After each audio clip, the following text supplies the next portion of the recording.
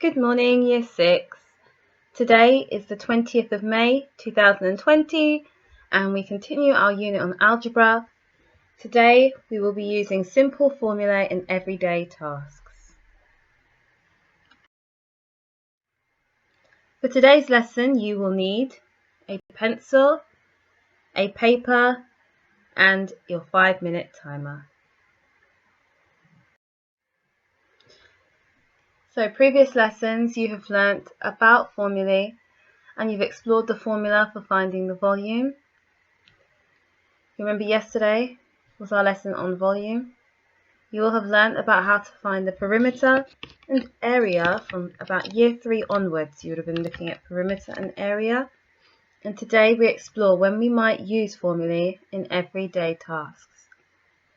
Make sure you've completed previous lessons on volume and as part of our algebra unit before going on to today's lesson. So, as we usually do, I'd like you to pause the video here, set your 5-minute timer and answer the questions shown on screen. Fantastic, let's go through the answers. 10.425 rounded to the nearest tenth is 10.4. 36 minus 4 times 5 equals 16. 11 twelfths are greater than 5/6. If a thermometer reads minus 8 degrees Celsius and the temperature increases by 21 degrees Celsius, the temperature is 13 degrees Celsius. And the number 416,309 has a 6 in the 10,000s place. Is Harry correct? No. There is a 1 in the 10,000s place. The 6 is in the thousands place. So if you felt quite confident with our starter and you did get them all correct, then you can forward the video here onto the start of our lesson. If you didn't and you got any of those incorrect, we're going to have our little discussion to see how we found those answers. So for the first question on place value, it says round 10.425 to the nearest tenth. Now, if you have a look at our place value grid shown at the bottom right hand corner of the screen, I have highlighted the columns, the tenths, and the column after that, which is the hundredths, because we're rounding to the nearest tenth. So if you look at that, it almost forms a new number of 42. Now, would you round 42 up to 50 or down to 40? That's right, it's less than 5. So we round it down to 40. We're not interested in any numbers after that because we're rounding our number. So if that 42 becomes 40, we can ignore the 0 at the end because we know whenever the 0 is at the end after a decimal, we can ignore those, so it becomes 10.4. Now we're going to have a look at the second question on the order of operations. There are no brackets in this question, so we can ignore that. There are no indices and no division. However, there is multiplication, so we do that first. 4 times 5 is 20. Then we do the subtraction. 36 minus 20 equals 16. Fractions.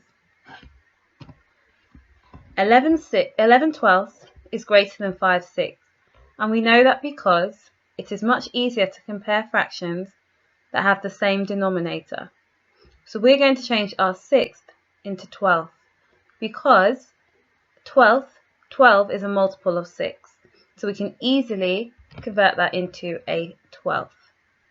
So we times our 6 by 2 to get a 12, and whatever we multiply our denominator by, we must multiply our numerator by. So 6 times 2 is 12, 5 times 2 is 10. That creates the fraction 10 twelfths, and we can easily compare 11 twelfths and 10 twelfths, because we know if we've got 11 twelfths, then we've got more than 10 twelfths. Now for our question on temperature. If you have a look at the number line shown on screen, I'm sorry, but I couldn't find a vertical one with the numbers going up large enough. So you'll start at -8 degrees Celsius. From -8 degrees Celsius to 0, you've added 8. Then we keep adding on to make sure that we've added 21 in total. So 8, and then we add on an additional 13 to have added on 21 degrees Celsius in total. So our final answer there is 13 degrees Celsius. And the last question, Harry says that the number 416,309 has a 6 in the tens thousands place. So for this question, you would need to have visualized our place value grid, and you would have seen that the 1 is actually in our 10,000s column, whereas the 6 is in the thousands place. So Harry is incorrect. Now we're going to take a step back before we take a step forward. So you'll remember having done area and perimeter in previous year groups. So we're just going to quickly recap how to find the area and perimeter of a regular shape. And in these cases, we're looking at rectangles. So I'd like you to pause the video here and find the area and the rectangle. But before you do that, when you are multiplying, try to think of the easiest way to multiply. I think for all of these calculations shown on screen, you should be able to work them out in your head. You shouldn't really need to use the written method for any of these. Obviously, if you need to, do, but try and think, is there a shortcut? For example, if I'm multiplying by 5 and I'm finding that tricky, can I multiply by 10 and use that to help me? Pause the video. Fantastic. Let's go through our answers. So to find the area, we have to multiply the length by the height. So length times height gives us the area. So in this case, we get 3 times 15, which is 45 inches. To find the perimeter, we add together each of the sides on our shape. So we'd be adding together 3 plus 15 plus 3 plus 15, and we get 36 inches. Remember to have included your unit of measure, which is inches in that question. Number 2. Our area is 90 inches and the perimeter is 46 inches because 5 times 18 equals 90. And a quick way to do that is to do 10 times 18, which is 180, and then half that to get 90. So our area is 90 inches. For our perimeter, 18 plus 18 equals 36, and 5 plus 5 is 10. So we get 46 inches. Number 3. The area is 42 inches, and the perimeter 46 inches. And last but not least, number 4, the area is 68 centimeters. We've got a different unit of measure here, so I hope you noticed that. And our perimeter is 42 centimeters. Well done if you managed to get those.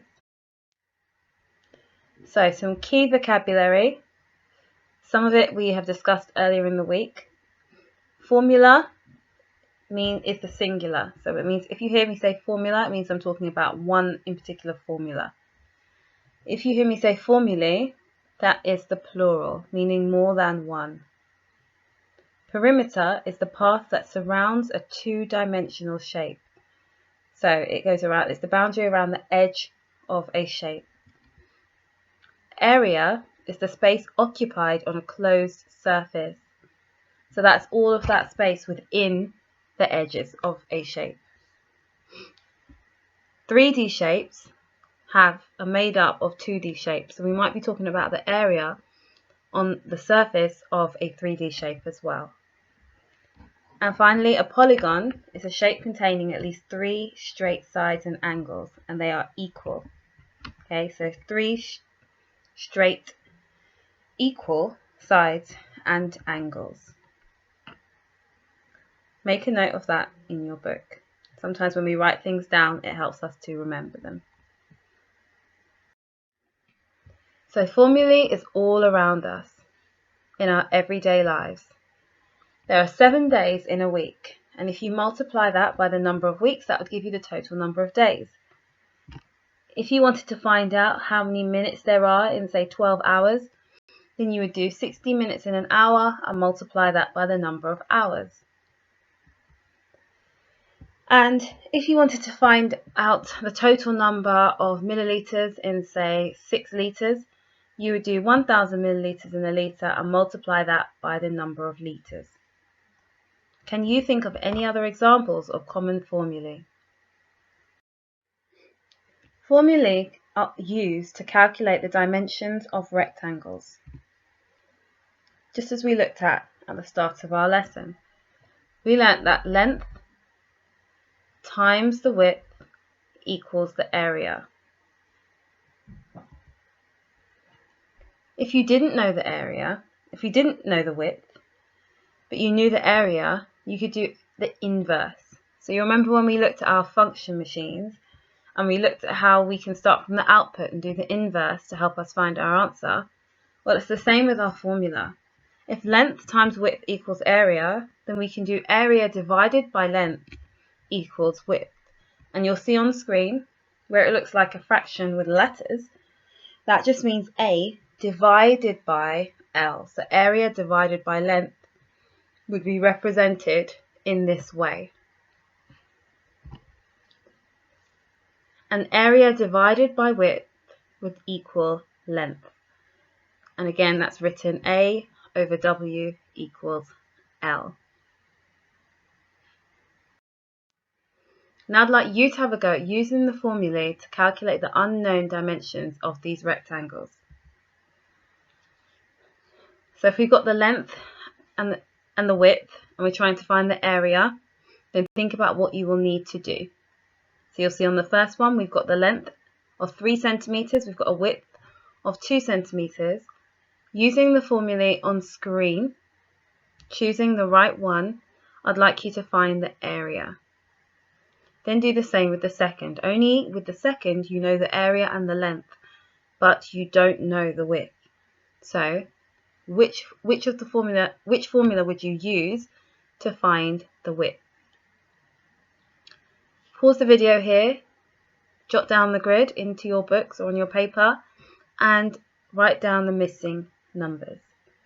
Remember, if you're writing the area, you need to have squared at the end of your answer, because we're talking about two-dimensional shapes, so we need to show that we're referring to them in that way with our small 2 at the end. Remember when we talked about volume, we had a small 3 at the end because those shapes had 3 dimensions, whereas here we're discussing 2-dimensional shapes.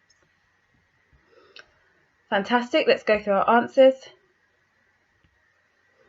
So for the first one, if the length is 3 centimeters and the width is 2 centimeters, the area is 6 centimeters squared, because 3 times 2 equals 6 centimeters squared. Now for the second one, we know that the area is 19 meters squared and the length is 14 meters. Now if we have a look at the formulae shown on screen, which one would we use? We'd use the second one down, and we'd need to do the area divided by the length. So that's 98 meters squared divided by 14. 98 divided by 14 gives us 7. And for the last one, again we do 512 centimeters squared divided by 16 centimeters, and we get 32 centimeters. Well done if you managed to get those so far. Now we're going to move on to finding the area of a triangle. If you have a look on screen, you'll see that this square has been split into 2 right-angled triangles. Firstly, ignore the triangles, and I just want you to start off by finding the area of the whole square. Each of the squares in this grid are equal to 1 centimeter squared. So each of the small squares that make up this piece of paper are equal to 1 centimeter squared. So what is the area of the whole square? Are you ready for the answer? Super. The area of the whole square is 25 centimeters squared, because we can see that this square is 5 centimeters. The length is 5 centimeters and the width is also 5 centimeters. So 5 times 5 gives us 25 centimeters squared. Now, using that information to help you, I'd like you to find the area of the shaded right angled triangle that you can see inside the square. So the pink triangle inside the square, what would the area of that be? Write down your answer. Excellent. The area of the right angled triangle is 12.5 centimeters squared. What do you notice about the area of the triangle when compared to the area of the square? Now, you might have found the area of the triangle by counting all the squares, going 1, 2, 3, 4, oh, that one's a half, oh, that's another half, that makes a whole. You might have done it that way, but there's something else you could have done. If the area of the whole square is 25 centimeters squared, we can see that the triangle is half of the area of the square. So we know that to find the area of a triangle, we could just find the area of the square and then halve it.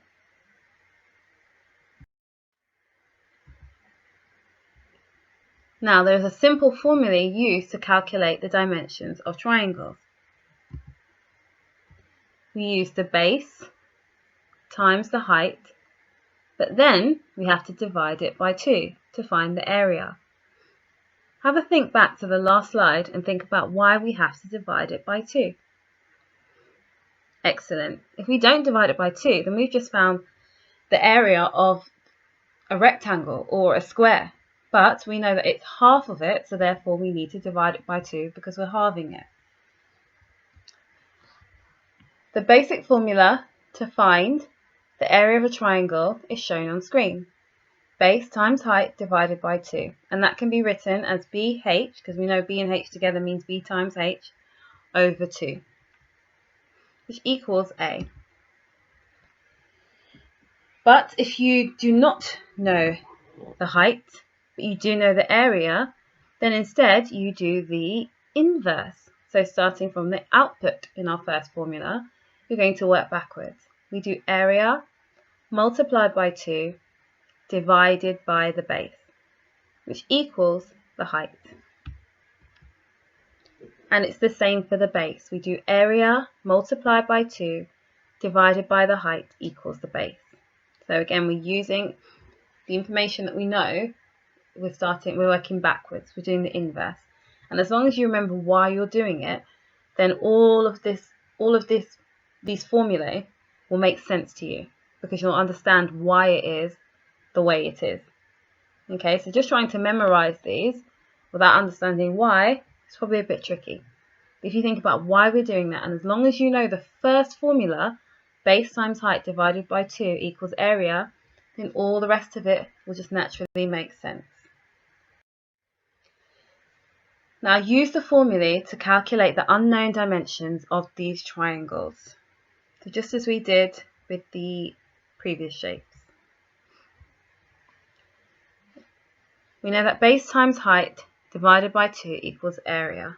So with that in mind, if we know that the base is 8 centimeters and the height is 5 centimeters, what would the area be? Pause the video here and complete the grid. Excellent. Let's go through our answers.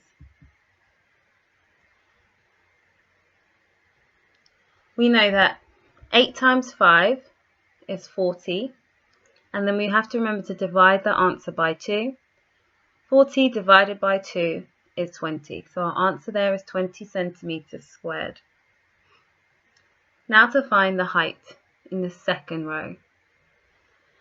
This time we're working with the inverse, so we're doing 120 meters squared, and then we're going to multiply that by 2 and we get 240, and then 240 divided by 10, which gives us 24 meters. And the same for the last row. 378 centimeters squared multiplied by 2 divided by 21 equals 36 centimeters. Well done if you managed to get those. Formulae are used to calculate the perimeters of regular polygons.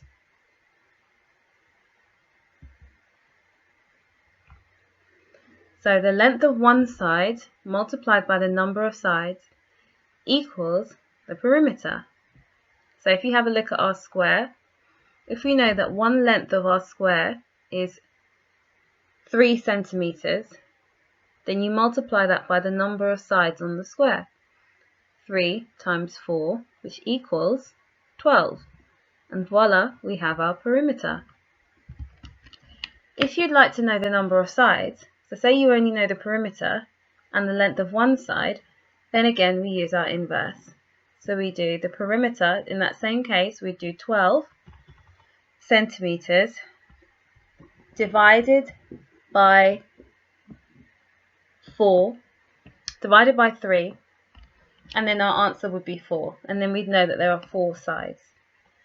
And the same if we were trying to find the length of one side. So with the same example with the square, we do 12 centimeters divided by 4, and that would equal 3 centimeters. So then we'd know that the length of one side is 3 centimeters. And the formula is shown on screen. Do you think we can use these formulae to calculate the perimeter or dimensions of irregular polygons? So I want you to have a think about this and then see if you can explain your reasoning. If your answer is yes or if your answer is no. Pause the video. Fantastic.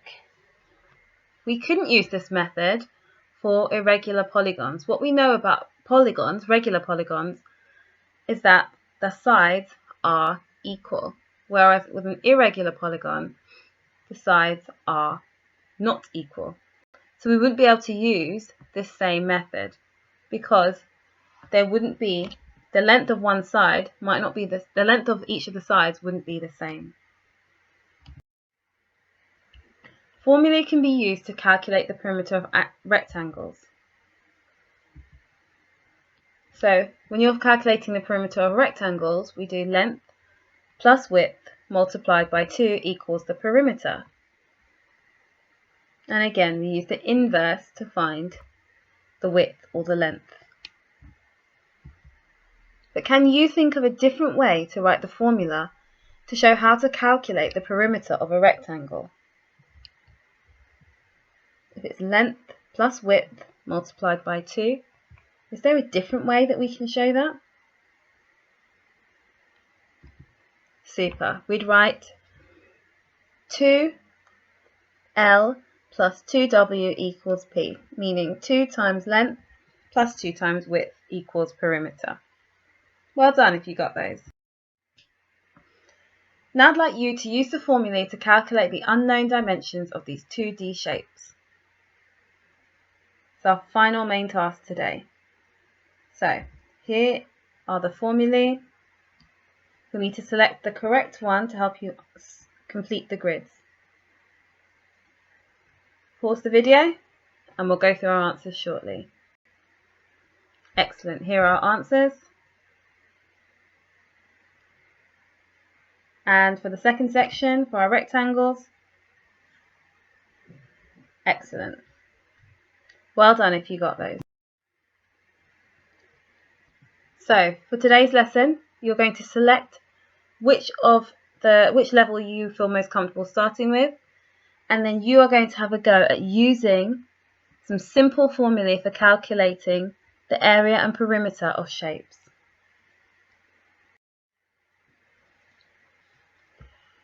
Quick extra task for you. Robbie the Wizard is putting together shapes to create amazing area formulae. He noticed that some shape combinations can be calculated in different ways and create the same answer. So here you can see he's got the same shape, which he's split into 2 different ways, but would the area still be the same? Yeah, they would. So he has said he could do 2A plus 2B. which means 2 times A plus 2 times B. Or he could do A plus B and A plus B. He would write that as 2A plus 2B, which is the same as 2 times A plus B. Now it's over to you. And this is just an extra challenge for some of you. Don't expect all of you to complete this, but for those of you that have found it so far quite easy, or maybe it's something that you've done before, then I want you to have a go at this challenge. How many different formulae can you write for these shapes? So thinking about what we just looked at on the last slide, he came up with 2 different formulae. Now I'd like you to think about how many different formulae you can write for each of these shapes.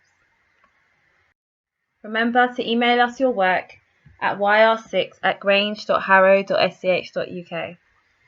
Have a fantastic day, Year 6. Bye.